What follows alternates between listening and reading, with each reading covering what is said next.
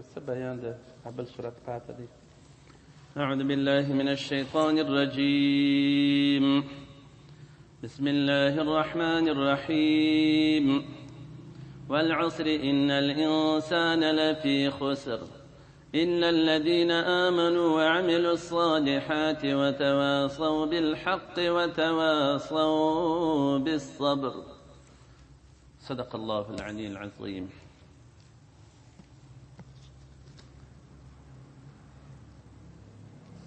نو د سورة الحاکم متکاثر سورت مبارک چې پرون سبق کو هغه کې دوه ځایه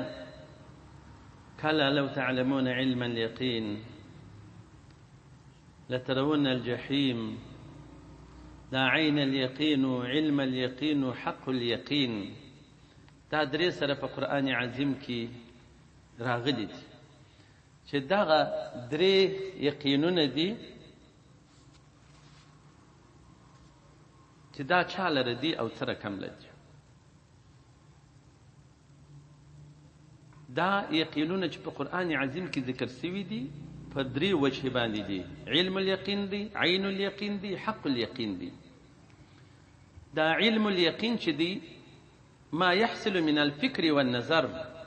دا د فکر او کتو څخه سړی ته حاصلیږي علم الیقین. او عین الیقین هغه دی چې حاصلیږي د عیانو څخه، چې عیان ښکاره شیان وي د دې څخه عین الیقین حاصلیږي. او حق الیقین چې دی د دې دواړو څخه موجودیږي، د فکر و نظر څخه او د عیاني شیانو څخه بیا حق الیقین حاصلیږي. اوس نو علم الیقین چې دی دا د عوام العلماء دي چې عالم خود عوام څخه وي، چې د عوام خلک یو څه علم یې کړی په یو شي خبر وي، دې ته علم الیقین وایي.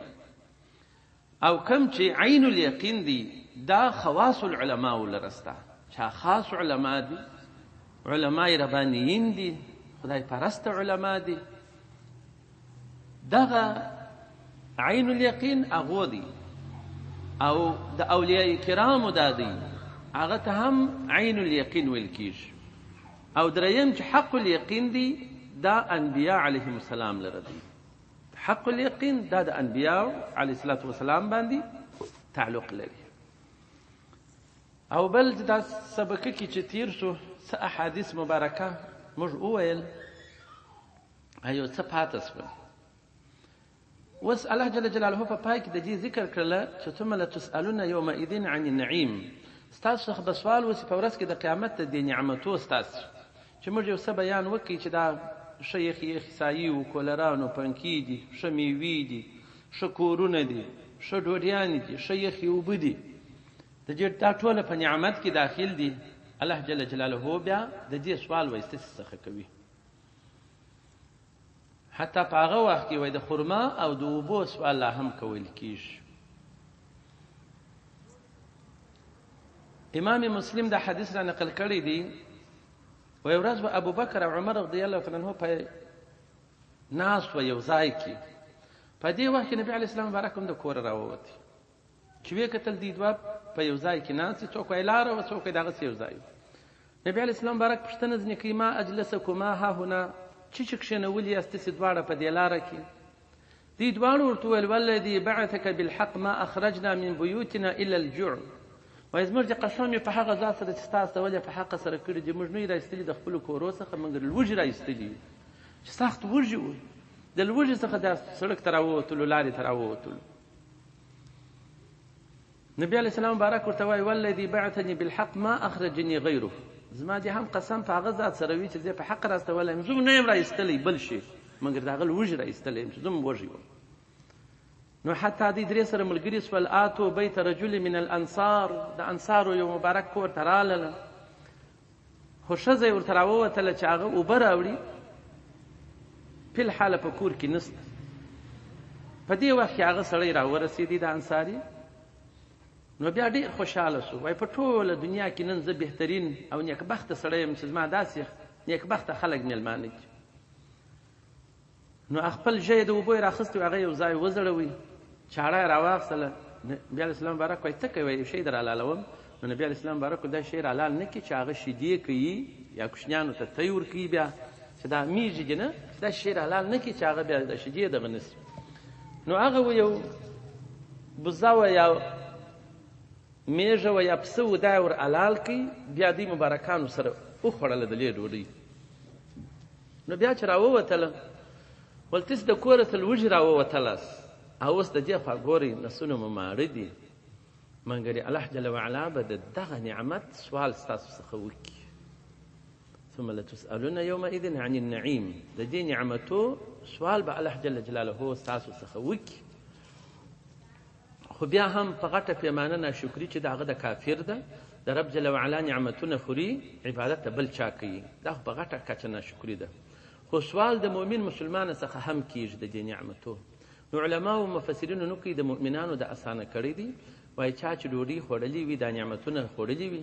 او بیا سربیره اطاعت د رب جل وعلا پسې کړی وي نو دا امید ستا چې دا شکر سي الله جل وعلا د دې څخه د ناشکرۍ سوال ونکړي ولې هغه عبادت په عبادت یې رونه کړې ده مثال د شپې چې ښه پرېمانو ډوډۍ وخوړه لکه زموږ ستاسو ده او د شپې تاجر منځ دې وکړي بس دا شکر نو دغسې چې وروسته ښه عبادتونه پسې وکړو نو دا ښه کار دی نو زموږ دا خو مېلمانه راولي ښه ډوډیانې بیا نو میوې پټکیان هندوانې چایانې ګرد شان ورکړي او باره د ورکو میدان پسې شروع کړي نو دا خو شکر نسو دا ناشکري ده نعمت رب جل وعلا اخري اخري اخري د دې دپاره چې بیا پر ګناه باندې دی ځان قوي کړي بلکې سړی به ځان د عبادت دپاره قوي کوي نه د ګناهو دپاره ځکه چې خدای پاک سوال کوي عن الوان النعیم دا رنګ د نعمت سوال هدسه کوي چې ما څنګه ښه نعمت یې ښه ته ورکړی و زردالو ته شوتالو ته دا ام ته تا دا وخوړي د دا رنګ سوال هم ځینې کوي خوند هغه شیان فی الحال ته پرېږده دا ښه یخې یخې سایې دا یخې یخې بادونه او دا ښه ژوند او دا ښه صحت فراغت امن و امان ستر کالي و هر شی راکړي دي نو د دې ټولو سوال الله جل وعلا کوي خو بیا هم چې دا دغه یې کړی وي نو د دې سوال د تشریف په وجه باندې کوي چې دا ښه په شکر یې ایستلی وي او چې ناشکره بندګان وي د هغه د بیا د توبیخ په اندازه وي او سورة عصر دا چې دی دا سورت مبارک مکیی دی خو فقط 3 آیات دي فقط 3 آیات دي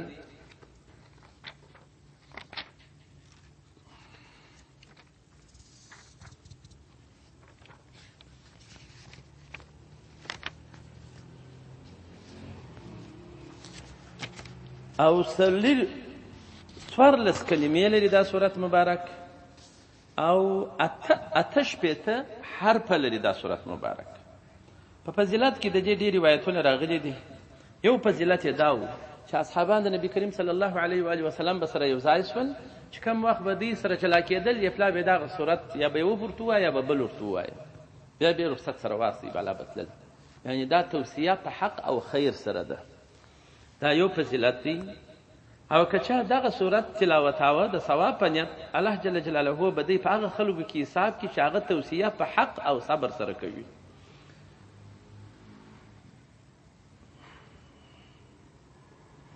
او دا دون کافی آیاتی دون علم پکشي کې دی وای کچیر نور قرآن نه وای نازل سوی ته د ټولو انسانانو دپاره دغه یو 3 آیات سورت مبارک کفایت کاوه دا کفایت کاوه نو د دې د قسمه څخه ډېر فضیلت نور هم د دې سورت مبارک سته بسم الله الرحمن الرحیم والصلاة والسلام علی رسول الله صلی الله علیه و آله وسلم والعصر الله جل جلاله فرمایي چې زموږ د قسم وي په عصر سره عصر خو نو اصل مازدیګر دی او علما لیکي چې دا زمانه هم ځینې مطلب ده چې زموږ د قسم وي په زمانه سره او زموږ د قسم وي د مازدیګر په لمانځه سره یا وقت العصر په دې وخت د مازدیګر سره یا پس له زواله بیا د لیدو پرې د لمر دا ټوله ځینې مراد دي چې دا زمانه ځینې مطلب ده نو نبی کریم صلی الله علیه و آله وسلم فرمایي چې لا تسبوا الدهر تاسو ښکنځل و زمانې ته مه کوئ فإن الله هو الدهر په تحقیق الله جل وعلا دهر او زمانه ده زمانې ته ښکنځل کول دا باید سړی ونه کړي. او چې چیرې مازګر ځینې واخلي دا خو نوم صلات الوسطا دی په نیز د ډېرو علماو. نو بیا په دې کې د انسان عمر د یو وخته اشاره ده چې عمر د دنیا ګر سره چې باقي دی د مازګر د لمانځه څخه د ماښام تر لمانځه پورې څونه لږ وخت دی د دنیا ګر سره دونه نو کې پاته ده. اوس نو ته د ننه په دې هغه کمزوري وخت کې ته پسې واقع یې نو بیا به ستا څه شي عمر پاتې بیخي لږ عمر دې پاته. نو ځان سم کړه. والعصر زموږ د قسم په دې زمانه سره وي چې زمانه ګرد دغه نه پاته ده چې د مازګر ته د ماښام تر لمانځه بیا ډېره تېره سوې د 1400 کاله خو دا بیا د هغه امت تېر سوي دي په یو څو څلوېښت بالا. نو بیا خو بیخي په لږ وخت کې موږ واقع یو په د زمانې په آخري پای کې موږ تاسې یو. نو چې څوک عاقل وي انسان وي هغه باید داسې تجارت املا ونه تړي چې خسران پکښې کي تاوان پکښې کي، بس د ګټې تجارت دی وکړي. او وخت ډېر تنګ دی، وخت ډېر لږ دی، باید دی د دې څخه ښه ګټه پورته کړي. که دی وایي چې زه بیا وکم زه بیا وکم بس دا سړی ولاړی برباد شو. نو الله جل جلاله فرمایي چې ان الانسان په تحقیق سره انسان چې دی لفی خسر دا په تاوان کې دی، یو مخ په تاوان کې دی، ګټه یې نسته د انسان.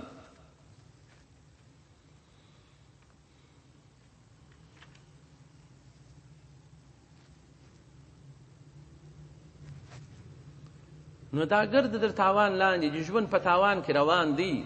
الا خو بیا د دې تاوان څخه خلاص دي الذین هغسې کسان آمنو چې دوی ایمان راوړی دی وعملوا الصالحات عمل د نیکۍ کوي وتواصوا توصیه کوي یو د بله بالحق په حق سره وتواصوا توصیه کوي یو د بله سره بالصبر په صبر سره د ګناه څخه صبر پر اطاعت باندې صبر پر مصیبتو باندې صبر پر دې باندې صبر سره کوي.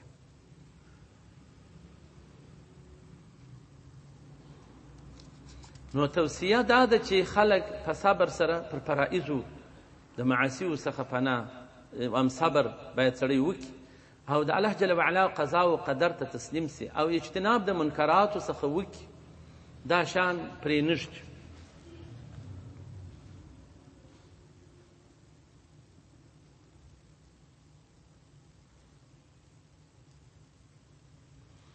نو انسان ټول عمر په خسارت او تاوان کې دی مګر تاوان اخلاص دی که چا څلور شانه عملي کړله پر ځای کړل څلور صفت یې ځان متصف کړي. اول ایمان چې ایمان دی راوړي دا سبب د خلاصونو د نجات ستادي ته د خسران څخه یو اندازه قدر خلاص وي. دوهم عمل چې هغه صالح عمل وي. عمل صالح دوهم یو شی دی چې مسلمانانو ته د خسارت د جملې څخه خارجوي و ګټې طرف ته یې بیایي. دریم توصیه په حق سره چې سړی به عام مؤمنانو ته توصیه د حق کوي اتباع د قرآن او د سنت کوي بالخصوص بیا خپل قریبانو دوستانو اولادونه دې ته به توصیه هر مشر چې کشر سره یو ځای سي باید توصیه د حق ورته وکړي. او وتواصوا بالصبر او څلرم شی چې د تاوان څخه یې باسي دی هغه توصیه په صبر سره ده چې هلکه دوام پر خپل عبادت باندې کوه، هلکه دوام په صبر د ګناه څخه کوه، هلکه که یو شی در پېښ شول مصیبت راغلی صبر پر کوه. نو د ایمان کې بیا خپله چې سړی د تاوانه باسي شپږ شیان پکښې نغښتي دي په ایمان کې. اول ان تؤمن بالله ایمان به د الله جل وعلا پر وحدانیت باندې وي چې دی واحد لا شریک ذات دی جل جلاله. دوهم ملائکه پر ملائکه به د ایمان وي چې دا یو نوري مخلوق د الله جل وعلا دی څنګه چې د رب جل وعلا حکم ورته کېږي دی هغه فیل کوي ملک. ورسوله او بل پر ټولو رسولانو به ستا ایمان وي چې 1,000,000 زیات کم پکښې پیغمبران دي دا به ټوله منې. والیوم الاخر بل د ایمان سره چې پیوسته دي هغه عقیده درلودل په ورځ د قیامت بیرته ژوندون په ورځ کې د قیامت حساب و کتاب کول. او بل وبالقدر خیره و شره عقیده دا درلودل چې خیر و شر ټوله د جانبه د رب جل وعلا دي. او بل عمل صالح دا شپږ شان دا د ایمان سره ملګري دي. چې د دې دا به سړی عملي کوي او د دې څخه به ځان سرغړونه نه کوي. او دا عمل دا توصیې چې موږ تاسې کوو هغه دا دی چې خلک به د اول عقیدهیي موږ خپل کشران پوه کوو چې په عقیده کې ګمراه نه شي. ډېر کسان وي د خپلو اولادو سره بې باکي اوس دا جوابیان دي. نبي علیه السلام مبارک فرمایي وایي تاسو خپلو اولادو ته محبت د خپل نبي ور وښودئ، محبت د اولاد د نبي ور وښودئ او زده کړه د قرآن ور وکړئ. اوس مثال دا دی د اولاد د نبي علیه السلام مبارک زموږ په وطن افغانستان کې د ګوتې په شمېر یو څو نفره دي. نقیب صاحب مبارک کورنۍ د زموږ اسلافو بچیانو راوستلي دي په ډېر اعزاز سره. 80 کاله کېږي چې د دې په موږ کې ګزاره کوي. مور پلار دا ګرد افغانستان ته معلوم دي. مګر اوس یو څوک راولاړېږي وایي دا مسلمانان دي ګر سره، دا مور یهودي ده، مور یې هلته د نقیب صاحب مبارک په زیارت کې ښخه ده. ابابکر خیر لوی قومه ده په کابل کې د هغه کورنۍ ده. مګر دا خبره خو یو څوک کوي چې د کومې خوا راغلی دي. خو اوس ما او ستا اولادونه بیا په دې نه پوهېږي هغه چې وایي دا خو ملا دي دا دې ګاډي دی چې رښتیا وایي. بیا نو تهمتونه ابتراوي نورې پسې تړي. نو نبي علیه السلام مبارک اولاد د دې دپاره دي چې اوس بس موږ زده کړې پر وکړو، موږ تهمتونه پر ووایو، بهتانونه پر ووایو. او نبي علیه السلام مبارک فرمایي چې د دې ته په عزت کتل ما ته کتل دي، د دې توهین زما ته توهین دي. نو آیا ته غواړې چې د نبي علیه السلام توهین دې وسي؟ دا خوښ لرې؟ نو ولې بیا خپل اولاد اوس نو د عوامو خلکو هم خوله پسې واضح کړي چې رقم تهمتونه د بل بدن د بل چا وي یو فسق په فجور یې کړي د نبي علیه السلام د اولاد سر پر کښېږدي وایي دا دی داسې عمل کوي. او حال دا زموږ د څلورو سره مذاهبو علما وایي په اهل بیتو کې که څوم فاسقان وي احترام یې پر تا واجب دی چې ته بې کوې د نبي علیه السلام په خاطر باندې پر تا باندې واجب دی. امام طحاوي رحمت الله علیه وایي نور ده حتی که پر ناخوښۍ یو څوک مړ شو د اولاد د نبي علیه السلام مبارک دا یو ځای کې راځي وایي پر جاهلیت پر مرګ باندې دا مړ شو، بل ځای راځي پر کفر باندې دا سړی مړ شو چې د دې سره بغض لري خو نو د نبي علیه السلام مبارک سره لري. نو داسې دا شودګي زموږ د خلکو د چې توصیه په حق سره خپلو اولادو ته نه یې کړي دي خوله پسې واضح کړي خبرې پسې کوي پر خوله ورځي هغه شیان وایي. نن یو رالی ژړلی وایي پیر صاحب مبارک د مسجد ته راغلی وایي امام حسن او امام حسین مبارکان ورته راسي داسې ورته راسي خلک وایي دا دوی دي خو جسدونه یې نه وي سرونه یې بهر ورته وایي بچی فکر مه خراب کوه زموږ هم دغه حال دي بدنونه مو ګرده په دغه لاره کې تللي دي چې ستا توهین کړی دي تا چې تکلیف پیښ کړ موږ بدنونه ګرده یې راسه وړي دي ګر سره وایي دواړه مبارکان دلته دغه ستا مسجد کې ول په دغه کونج کې راسي دی ناست دي دواړه مبارکان وایي ورته راسي. نو دې مبارکانو خاندان چې دی هغه ډېر اصل خاندان دی. بیا په ټول افغانستان کې دا په شجره سره ثابت سیدان بیخي کم دي. نو د دې سره په زړه کې محبت دا د ایمان نښه ده. که څوک دا ونه لري ایماني نښه یې خرابه ده. نو خپلو اولادو ته د نبي علیه السلام محبت به خامخا ورښیو چې نبي علیه السلام سره باید موږ محبت ولرو. څوک ایمانداره نشي جوړېدلی چې محبت ونه لري. او بیا د نبي علیه السلام په خاطر د اولاد محبت باید ولرو. که څوک پیس کوي پیس څنګه ښکارایي ولې په ورځ کې د قیامت موږ تاسې ټول غټ ګناهکاران نبي علیه السلام ته ورځي وایي موږ شفاعت وکړه. نو هغه وایي ته ګناهکار یې زه ستا شفاعت ولې کوم رد بې کړي. خو دا ګناه داسې بد شی دی. نو خو د نبي علیه السلام اولاد که ګناهکاره دی ګناه یې کړې ده نو تی ولې ردوې ستا مجرم دی ته ولې بد ورسره کوې ته ولې توهین کوې. نو په ورځ د قیامت بیا دی دغسې د نبي علیه السلام ته ودرېږي هغه به ورته وایي ځه ته خو ګناهکار یې ګناه په تا داسې بنل چې هر څوک چې زما اولاد یې توهینوي. او خدای پاک په قرآن شریف کې وایي نبي علیه السلام ستا اولاد زه در پاکوم یطهرکم تطهیرا داسې بې پاکم په کامل پاکوالي سره. وایي نبي علیه السلام اولاد نه مړ کېږي چې خدای پاک ګناه یې نه وي وربخښي. او نبي علیه السلام مبارک په جنت کې د دې ګناهکارانو امتیانو شفاعت به کوي او اولاد به د جنت څخه د باندې ولاړ وي بیا نو د هغوی شفاعت به نه کوي. نبي علیه السلام وایي زما اولاد چې پر کلمه د لا اله الا الله محمد رسول الله تللي وي زه شفاعت کوم نور اعمال چې ارکم. نو دغه شرف دغه عزت دغه حق پر دې امت باندې د نبي علیه السلام مبارک شته چې د ده اولاد تعظیم وکړي عزت یې وکړي واجب دی دا پر هر سړي باندې. څه رقم ابتراوي خلک پسې کوي. د پیراني پیر صاحب لمسی پاکستان ته راغلی عمران خان باچا و خپل ګاټو خپل مټران یې ورکړله خپل میلمانخانه یې ورکړله چې هر ځای تلي د ده نفر به ورسره تلل چې اعزاز و هغه یې ورکوي. هندوستان کې مریدان والته ورلی د پاکستان هغه هندو وزیر اعظم ورته راوتلی مخ ته د استقبال دونه چې دا د مسلمانانو یو د نبي مبارک لمسی دی او ډېر خلک مریدان لري دونه تعظیم هغوی هندوانو کاوه او بر هغې ټینګ وهل ټکول د بدن دپاره کې له کړ ورسره وپړ دا له کړی ده پر مته کړې ده ټکوټ پورې کړې ده په کوم د هغوی یې ویلې د املا او وژې د ستیک شني جرم یې دا و چې د طریقت خپروي خلکو چې طریقت ورشوي کلمې تلقین یې ورکوي نو دغه توصیه په حق سره به سړی هم نور مسلمانانو ته وایي هم به خپلو اولادو ته وایي او په دې به ځان پوه کوي چې باید اسلام و ایمان زموږ دغه دی دغه توصیه به جاري وي دا حق به خلکو ته تدریسیږي دا به ویل کېږي که نه وي نو په غیر مذهبي سړی ځینې جوړوي هغه نه عالم مني نه سید مني نه نبي علیه السلام بارک اولاد مني نه سیدان مني هېڅوک نه مني هغه دغه شیان ځینې جوړوي اوس هم دا چې اکثره دغسې کړي چې دا امتحان دی د رب جل وعلا په دې انسانانو یې کوي چې آیا ستاسې محبت د نبي علیه السلام بارک سره تر کوم اندازې پورې دي آیا د نبي علیه السلام بارک په اولاد مخا بدېږي